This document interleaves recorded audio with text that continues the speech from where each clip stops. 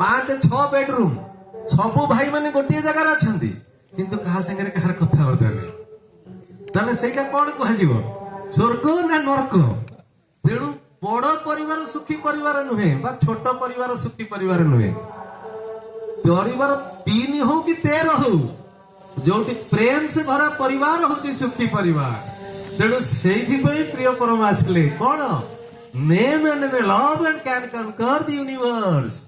नाम और प्रेम को आनिक देले कलिजुग संदीक्षण रे जाति धर्म वर्ण निर्विशेष आविर्भूत हेले जुग पुरुषोत्तम श्री श्री ठाकुर अनुकूल चंद्र जो कथा भाई कहते सुंदर भावे सर्वधर्मान परित्यज्य ताले सर्वधर्मान परित्यज्य मामेकं शरणं व्रज अहं त्वां सर्व पापेभ्यो मोक्षयिष्यामि।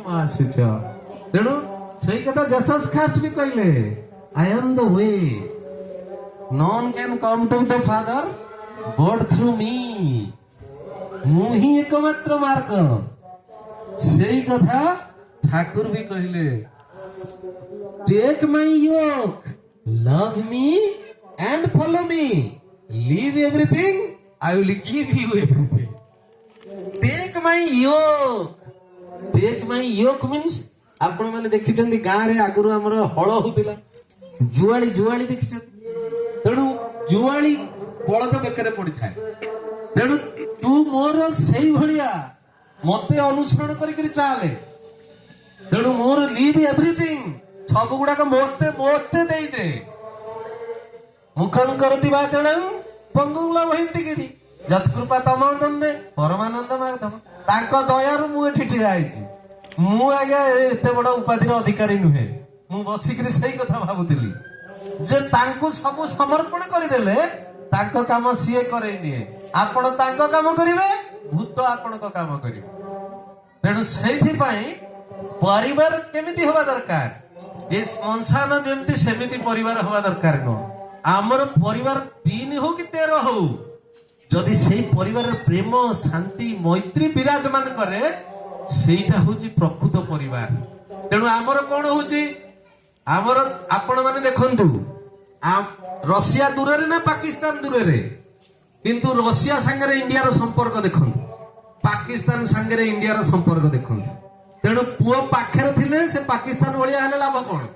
पुओ बरं दूर रे रहू सकाळु संध्या फोन बापा प्रणाम बापा खाई साइलेनी बापा कौन करूचंती दिन को 2 थर सकाळु संध्या प्रेयर सारिबो प्रार्थना सारिबो टेलीफोन करिवो। किंतु घरे रहूची पुओ गोटे कमर डिस्टेंस रे किंतु कौन बापा मुह ईस्ट की बा पुओ मुह वेस्ट को बा भाई मुह ईस्ट की आउ गोटे भाई मुह वेस्ट को माँ मुह वेस्ट को आउ सासू मुह वो ईस्ट की बोहू मुह वेस्ट को ताले केमतिया परिवार। तेणु सेठी पई जड़े संथक पाखक जड़े शिष्य आसिले ताको पचारुचंती आपण स्वर्ग देखिचंती। संथ कहले हां देखिची। ये कहले एते लोक को पचारि करी आसिले केही कहि पाइलेनी स्वर्ग कोठी ये कोन कहउचनी स्वर्ग देखिची ना चाल मो संगे चाल दे। ये कहले देखै परियो ना हां देखै देबी चाल संगे। जड़े ताकर जड़े ओब्लेट घर को नेगिरी गले 5 ताला बिल्डिंग 4-5 पुओ लास्ट फ्लोर रे रहउचंती बुढ़ा बुढ़ी। तापरे गोटे गोटे पहाड़ चढ़ी चढ़ी जाई 2 जण जाक पहुंचिले। गोला बेल को माँ कौन करुची माँ रुटी टिके टुकु टुकु टुकु करी बेलुची एवं गोटे गरम रुटी की दउची ताकर स्वामी की खाइबा पे। तापरे सेति बेले बसिले टिके वार्तालाप कले तापरे ओल्हेइले जेमती ओल्हेइचंती जेहेतु से ताकर कुल गुरु थिले ये तांको ऑब्लेट सब बहु माने पळे आइले मो घर को टिके आसंतु मो घर को टिके आसंतु मो घर को टिके मो घर टिके पाद पडु। तेणु संगे संगे कहले कहले मु तुम घर को जीवी नहीं बोले कहीं ना जहार यही बयस बाप माँ यही भाया अवस्था थांती। अच्छा बाप माँ जदि अनाथाश्रम को जाए आमर केतबेले आमर मूर्तिकिया लगे ना जो दिन बापा माँ अनाथ आश्रम को पढ़ाती से दिन घरे मूर्तिकिया स्टार्ट हुए। तेणु से भाया घर बहु मान हाथ मुझे पानी ग्रहण करी ताहले ये अन्न जल मोर माने व्यर्थ हम हजम हबनी ତେଣୁ ମୁଁ ଭୁଲରେ ତମ ମାନଙ୍କ ଘରକୁ ଯିବି। ତାପରେ ଏତିକି ସମୟ ପରେ କହିଲେ ସ୍ୱର୍ଗ ଦେଖିଲ ନା ନର୍କ ଦେଖିଲ? ନା ଆଜ୍ଞା ବୁଝିଗଲି, ପ୍ରତ୍ୟକ୍ଷକୁ ପ୍ରମାଣ କି ଜରୁରତ ନେଇ ନଥାଏ। ତେଣୁ ସେଇଥିପାଇଁ କୁହାଯାଏ ଯିଏ ଅକ୍ଷମ ଶୈଶବରୁ ସକ୍ଷମ ଯୁବକ ଅବସ୍ଥା ପ୍ରାପ୍ତ କରାଇଲା, ତେଣୁ ତାକୁ ଆମେ ମାନେ କଣ କଲେ, ସୌଭାଗ୍ୟକୁ ଆମେ ଭାଗ ବାଣ୍ଟି ଦେଲେ। ବାପ ମା ଆମର ଭାଗ ବଣ୍ଟା ହେବେ, ସୌଭାଗ୍ୟ ଆମର ନୁହଁ। ଏଭଳିଆ ବାପ ମା ମୁଁ ପାଇକିରି ମୁଁ ଭାଗ୍ୟବାନ ନୁହଁ। ମୁଁ ଆଗ କହିବି ଭାଗ ବାଣ୍ଟିବି, ତୁ 15 ଦିନ ମୁଁ 15 ଦିନ। ତେଣୁ ସେଇ ଜାଗାରେ ଆକ୍ଚୁଆଲି ସ୍ୱର୍ଗ କି ନର୍କ ଆପଣ ମାନେ ଚିନ୍ତା କରିବେ। ତେଣୁ ସେଇଥିପାଇଁ ଆମର ପାରିବାରିକ ଜୀବନ ଯୋଉ କଥା ଦାଦା କହୁଥିଲେ ଯେ ପାରିବାରିକ ଜୀବନ କେମିତି ହବା ଦରକାର, ପ୍ରତ୍ୟକ୍ଷ ଉଦାହରଣ। ପ୍ରତ୍ୟକ୍ଷ 7 ବାର, କେତେ ବାର? 7 ବାର।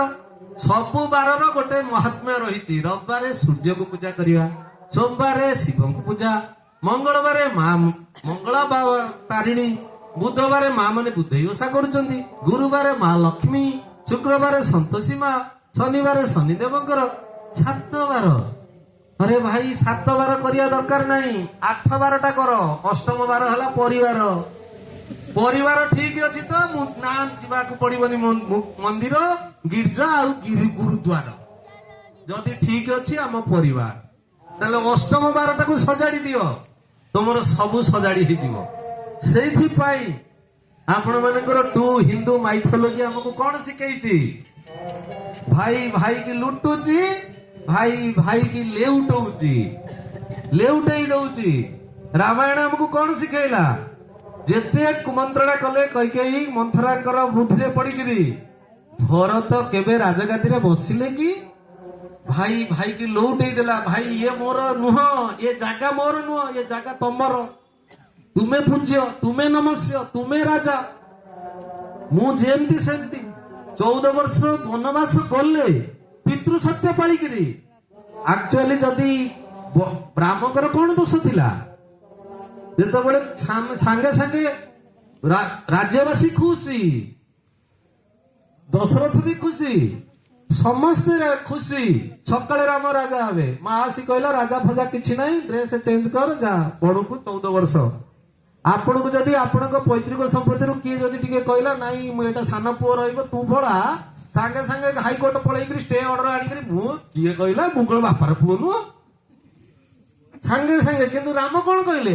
ବାସ୍ ଇତନି ସି ବାତ, ଆଉ କଣ ଅଛି ନା? ନାଇଁ ନାଇଁ ବାପା କହିଛନ୍ତି କଣ, 14 ବର୍ଷ ପିତୃସତ୍ୟ ଚାଲିଲେ। ସେଇଥିପାଇଁ କଷ୍ଟ ସହି ଜଙ୍ଗଲରେ ରହି, ଜଙ୍ଗଲ କଣ ଇନ୍ଦିରା ପାର୍କ ଭଳିଆ?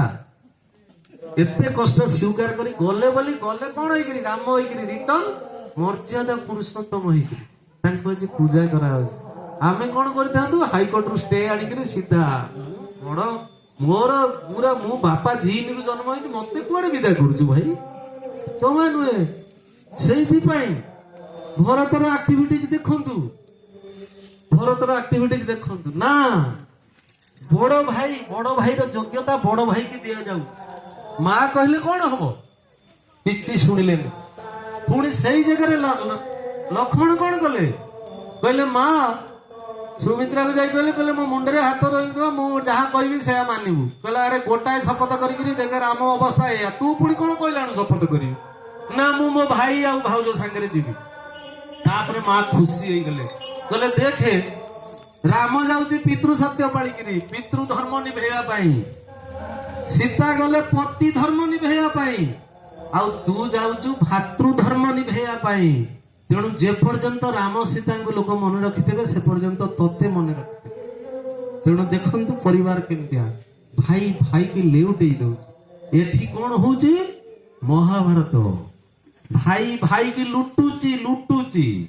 ଛୁଚି ଅଗ୍ର ଦେବି ନାହିଁ ବେଦିନି, ତୁ ଯାହା ବି କର, ତାର ସେ ସବୁ କଲେ ବି ତାଠୁ ଚଢେଇ ନେଇଯାଉଛି, କହୁଛି ନାଇଁ ନାଇଁ ହେଇପାରିବନି, ତାକୁ ଦଉନି। ତେଣୁ କୋଉଟା ହବା ଦରକାର ଘରେ? ରାମାୟଣ ନା ମହାଭାରତ? ଟିଭିରେ ମହାଭାରତ ଭଲ ଲାଗେ, ରାମାୟଣ ଘରେ ଭଲ ଲାଗେ। ତେଣୁ ଆମ ଘରଟା କୋଉ ଭଳିଆ ହବା ଦରକାର?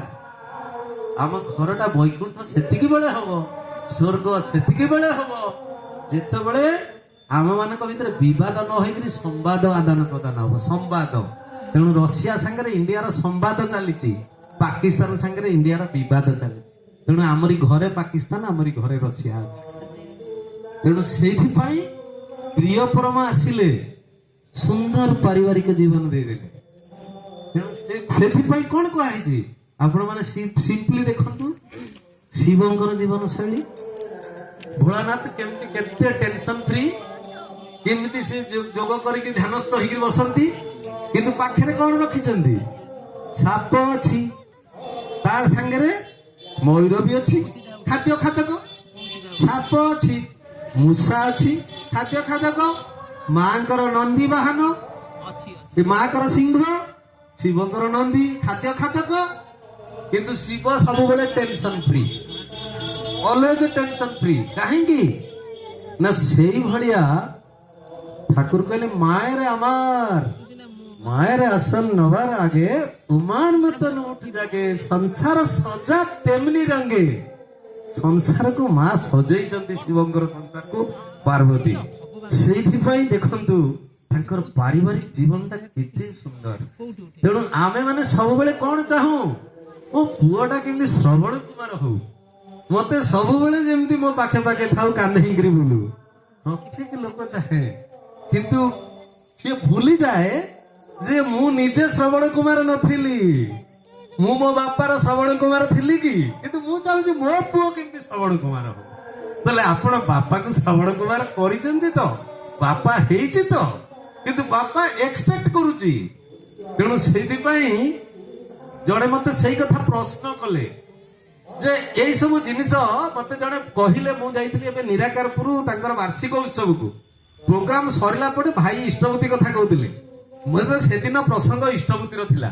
ମୁଁ ଯେତେବେଳେ ସବୁ ଜିନିଷକୁ କହିଦେଲି ଠାକୁରଙ୍କ ବିଷୟରେ, ଜଣେ ଭାଇ ମୋ ପାଖକୁ ସତ୍ସଙ୍ଗ ସରିଲା ପରେ ଦୌଡ଼ି ଆସିଲେ, କହିଲେ ଭାଇ ଆପଣ ଆଖି ଖୋଲିଦେଲେ। ମୁଁ କହିଲି କାହିଁକି ନା ମା ମାନେ ଆସିବେ, ସତ୍ସଙ୍ଗକୁ ଆସିବେ, 10-5 ପରିବାର ଲୋକ ଧରିକିରି ଆସିବେ, ଦୋକାନକୁ ଯାଇକିରି 10 ଟଙ୍କା ଚେଞ୍ଜ କରିକିରି 10 ଜଣ ଟଙ୍କାଏ ଟଙ୍କାଏ ଧରିକିରି ଆସନ୍ତି। ଇଷ୍ଟ ଏଠି ଦବାକୁ ପଡିବ ଠାକୁରଙ୍କ ପାଖରେ ପ୍ରଣାମୀ ବୋଲି। ତେଣୁ ଆପଣ ତାଙ୍କ ଆଖି ଖୋଲିଦେଲେ। ମୁଁ କହିଲି ନା ନା ନା, ଏଗୁଡା ଭୁଲ।